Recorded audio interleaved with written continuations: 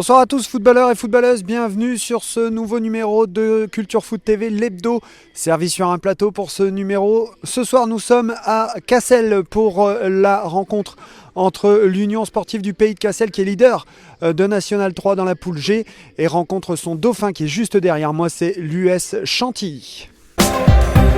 Donc comme d'habitude, Culture Foot TV, l'hebdo servi sur un plateau vous présente donc les résultats de toute la région dans tous les footballs des Hauts-de-France, du football traditionnel au football féminin en passant par le futsal.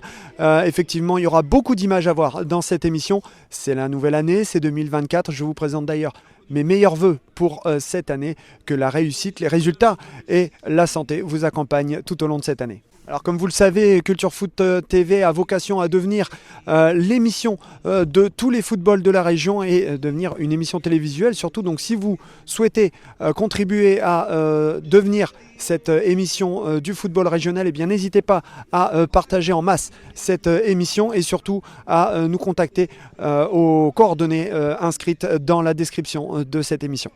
Et donc pour ce nouveau numéro, tous les résultats régionaux, on passera par l'affiche puisque de très belles images seront à voir pour l'opposition que nous verrons au stade Pierre-Brisson à Beauvais, puisque les Beauvaisiens ont reçu l'équipe de Chambly qui sont en proie à quelques difficultés dont on va parler tout à l'heure. Et dans l'Alterfoot, Béthune Futsal recevait les Lyonnais de Gol FC sur son parquet Henri Louchard à Béthune. Ils allaient essayer de redresser la situation après un déplacement difficile à Toulouse. Toujours dans l'Alterfoot, les féminines du LOSC sont allées se déplacer dans l'Île-de-France. Elles sont allées au tout nouveau flambant neuf campus PSG pour affronter les Parisiennes. Et donc une fois n'est pas coutume, le double contact de cette émission a déjà eu lieu puisque je me suis entretenu avec l'entraîneur de l'US Pays de Cassel, Samuel Gotals, pour faire un point de la mi-saison. Une grosse satisfaction pour l'US Pays de Cassel qui a terminé champion d'automne de sa poule en National 3. Nous regardons donc tout de suite l'entretien que nous avons fait tout à l'heure, c'était il y a quelques heures. Après un début de saison relativement nécessaire à quelques réglages et automatismes, la forme de l'équipe a été crescendo. Ouais, on a eu un début de saison difficile, on pouvait s'y attendre forcément, nouveau championnat, nouveau niveau de compétition, même si la Régionale 1 était déjà très compétitive, la Nationale 3 l'est encore davantage, donc il fallait qu'on prenne le pli et bon, c'est plutôt positif sur cette première partie de saison. Ouais, justement, t'en parlais quand on s'était vu à l'intersaison, la différence de niveau entre la N3 et la R1. C'est quoi qui a été le plus difficile à mettre en place ? Sur tous les aspects, forcément, il faut en mettre un peu plus, notamment aussi sur l'aspect athlétique. On sent que les équipes sont très très prêtes sur cet aspect-là. Forcément, on a aussi quelques clubs pro comme Lens, comme Lille, comme Valenciennes, qui ont une fréquence d'entraînement qui est supérieure à la nôtre, puisque forcément leurs joueurs ont des ambitions d'aller toucher le monde professionnel. Donc il a fallu aussi bien travailler sur cet axe-là et sur les autres aussi, parce que forcément, quand on joue ce genre de joueurs, il y a beaucoup de qualité en face et il faut qu'on soit prêt à répondre à ça. Alors, on a le sentiment qu'il y a eu un tournant lors de ce début de saison, puisque comme un match charnière, il y a Lycée-Croix qui est venu ici, victoire 3-0. Est-ce que pour toi et l'ensemble du club, alors que cette équipe était venue s'imposer ici pour la Coupe de France, ça a été un petit peu le match référence ? Je ne sais pas si c'est un match charnière.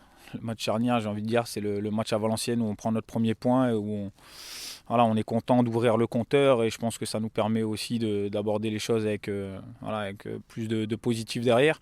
Mais c'est vrai que le match de Croix, oui, fait partie des deux matchs références qu'on a fait sur cette première partie de saison selon moi. Le match à Croix ici et le match notamment à Lille aussi, où vraiment on a fait preuve de cohérence et de consistance dans la prestation.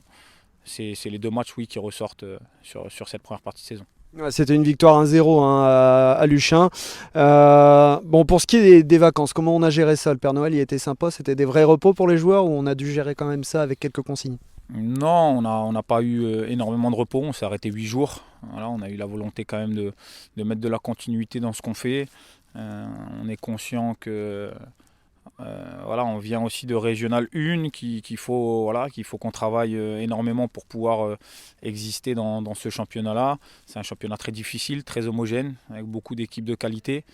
Et voilà, on sait qu'on n'a pas de marge. Aujourd'hui, on est en tête du classement, mais ça reste anecdotique après 12 matchs, même si on préfère évidemment être là que plus bas. on sait très bien que le championnat est très long et qu'il va falloir encore durement batailler. Alors, le maintien est donc en très bonne voie hein, à ce stade de la compétition. Est-ce qu'on se fixe un nouvel objectif, même carrément pourquoi pas de la montée en N2 ou c'est encore trop tôt?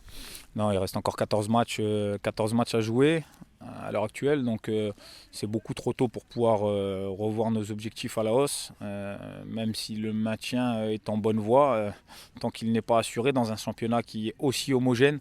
Voilà, il faut rester très prudent, très mesuré dans notre approche et continuer à prendre match par match comme on le fait depuis le début de saison avec l'ambition de prendre des points sur chacun d'entre eux.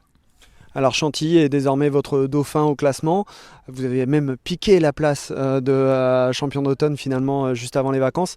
Dans quelle disposition tu as abordé cette rencontre? Non, mais forcément, on l'aborde avec l'ambition de gagner le match, mais comme on le fait depuis le début de saison, et tout en sachant que l'adversité sera bien au rendez-vous et que ce sera difficile.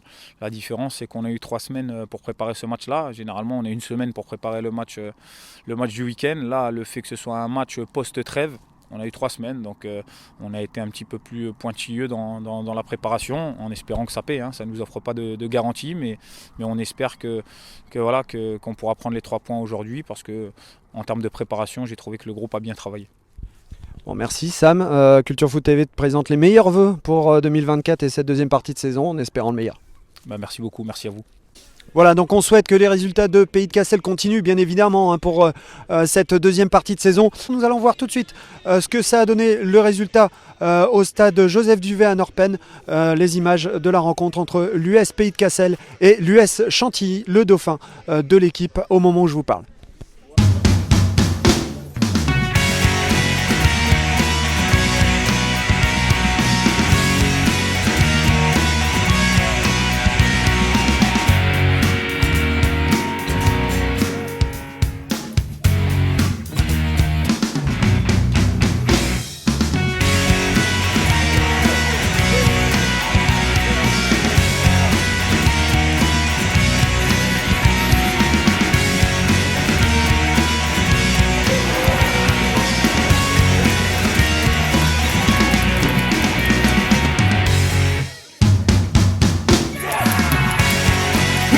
Du numéro 9, Rémi Violet.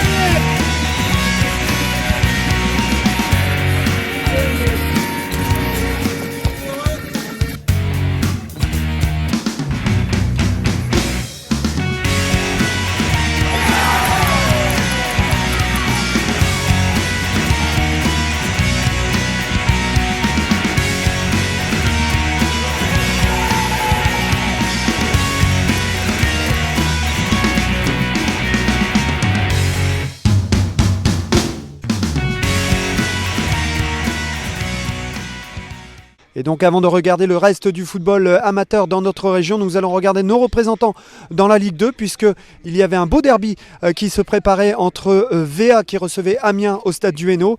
L'USL Dunkerque, lui, se déplaçait à Grenoble.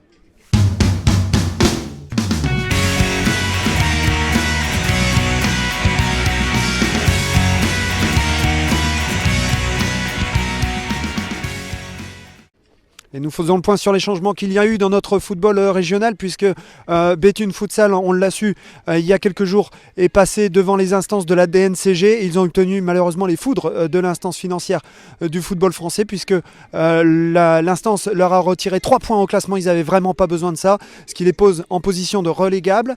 Encadrement de la masse salariale, ce qui fait que cela a provoqué le départ de Mohamed Nezlioui, l'entraîneur en chef jusqu'à présent de l'équipe de D1 de futsal.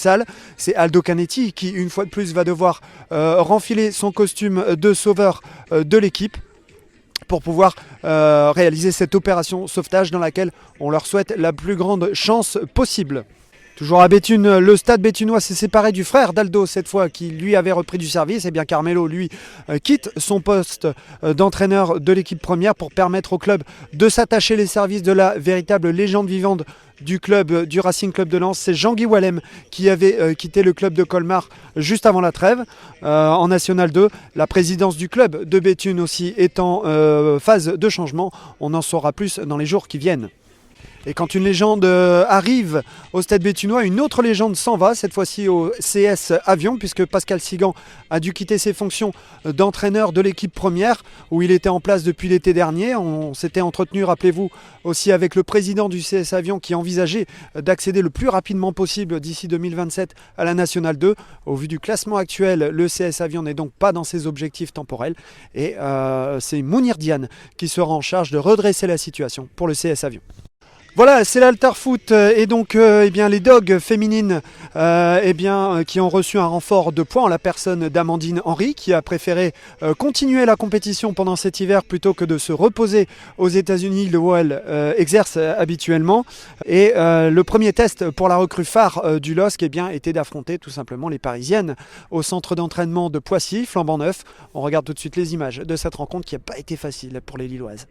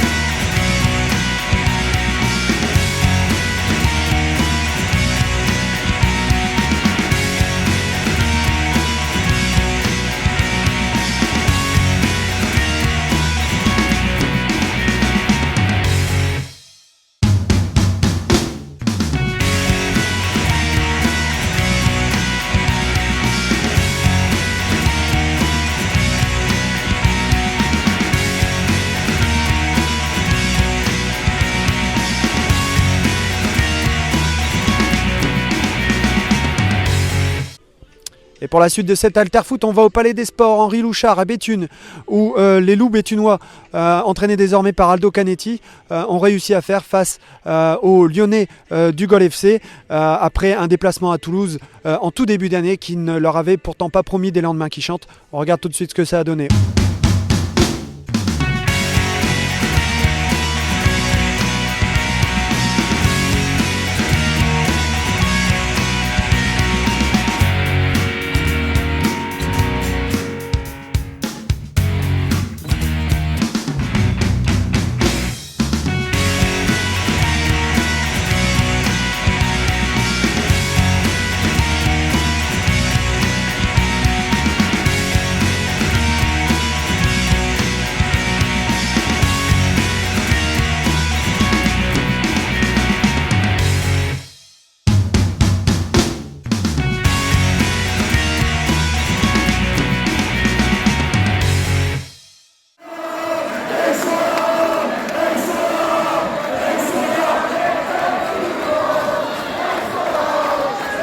Nous allons voir les images de la Nationale 2. Nous allons donc au stade Pierre Brisson à Beauvais pour voir le résultat qui a opposé les deux équipes entre Beauvais et le Football Club de Chambly qui eux aussi ont dû affronter de très grosses difficultés face à la DNCG puisqu'ils ont eux aussi eu droit à un retrait de 3 points au classement, ce qui les relègue à la 7e place avant cette rencontre. On regarde le résultat de cette rencontre.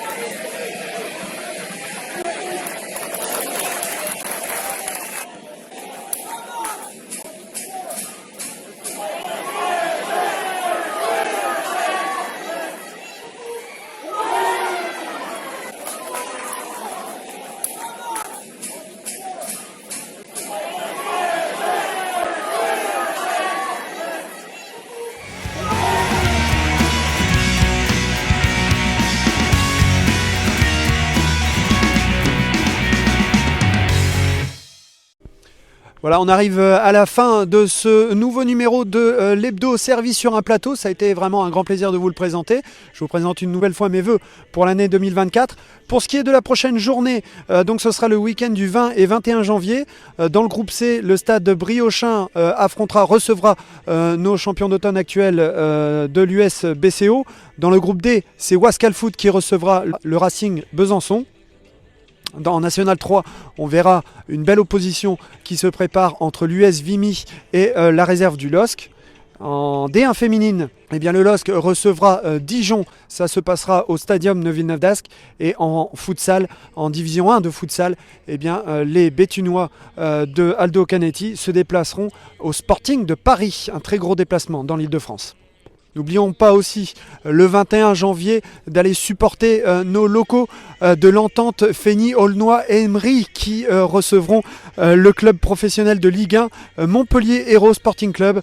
On leur souhaite toute la réussite possible dans ce 16e de finale de Coupe de France.